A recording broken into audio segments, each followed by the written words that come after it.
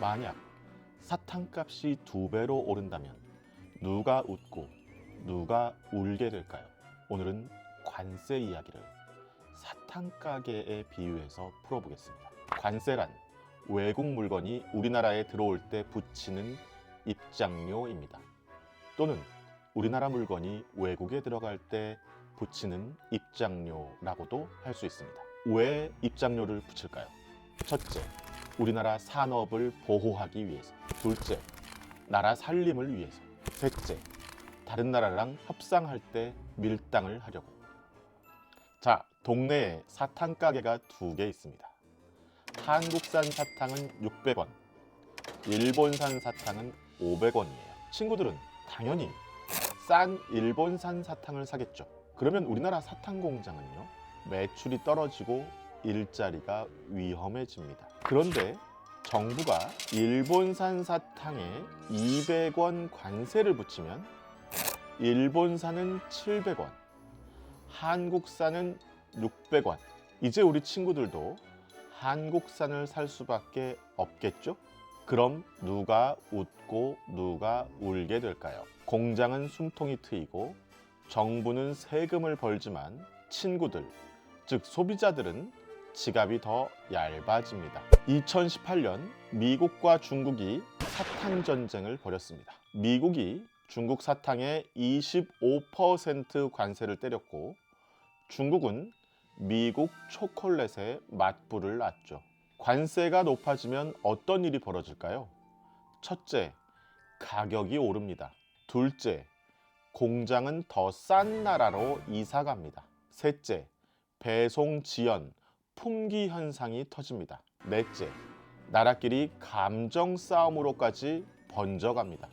세계의 무역은 거미줄입니다. 한쪽 실을 당기면 다른 쪽 실이 흔들립니다. 그 흔들림은 결국 우리 손에 든 작은 사탕까지 전해집니다. 싸게 사는 것과 우리 산업을 지키는 것, 여러분이라면 어디에 무게를 두시겠습니까? 문화, 콘텐츠, 스토리, 아시아를 잇는 입문 채널 데그니티 V.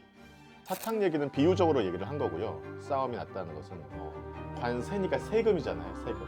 근데 관이라는 말은 무슨 글자죠? 관문할 때. 네, 관문할 때 빗장문이라는 뜻이에요. 그래서 어딘가를 통과해서 건너가려고 할 때 우리가 또 관자를 쓰잖아요.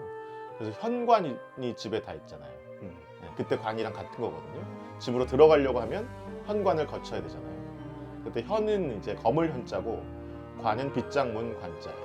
어쨌든 그걸 넘어가려면 세금을 내야 된다라고 해서 관세라고 부르는 거고요. 전 세계에서 이제 나라가 이렇게 생겨난 다음에 그 나라와 나라 사이에 물건을 사고 파는 이른바 무역이 성행하게 되었는데, 이 나라에서 저 나라로 물건을 팔려면 그 나라의 문을 열고 들어가야 된단 말이죠. 그랬는데 이거를 그냥 자유롭게 드나들게 하자라고 하는 입장이 자유무역주의고요. 그렇지 않다. 얘네들이 자유롭게 들어오면 훨씬 더 우리나라보다 싼 물건이 들어와서 우리나라 산업을 무너뜨릴 거다.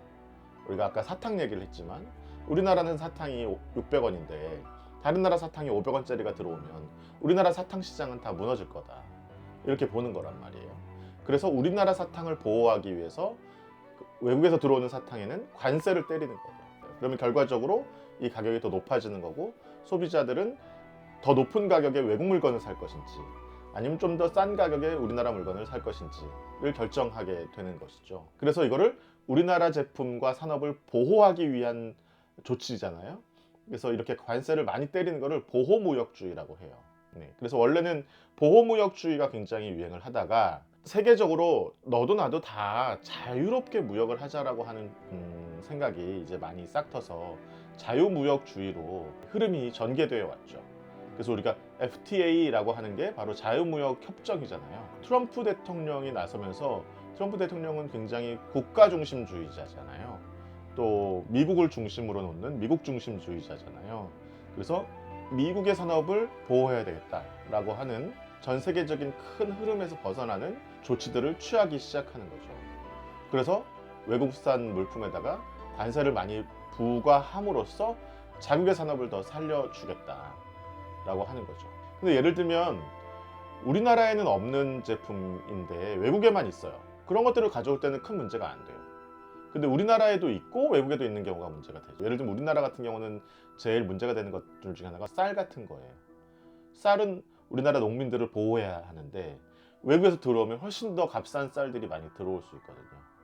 그래서 늘 이런 부분이 한국 입장에서는 좀 문제가 많이 됐죠. 그래서 이렇게 자유무역주의라고 하는 흐름과 보호무역주의라고 하는 흐름이 충돌하는 지점이 이렇게 관세라고 하는 현상으로 나타나고 있다라고 하는 거고요. 트럼프가 지금 이제 뭐 중국에 대해서 선전포고를 열었고 했는데 중국이 지금 잘 버티고 있고요. 쉽게 무너질 것 같지 않습니다. 그래서 어쩌면 트럼프의 생각대로 이 관세 협정이 늘 흘러가지는 않을 수도 있겠다 하는 생각이 듭니다. 그렇게 호락호락하게 관세 문제가 해결될 것 같지는 않다. 이렇게 말씀을 드릴 수 있을 것 같습니다.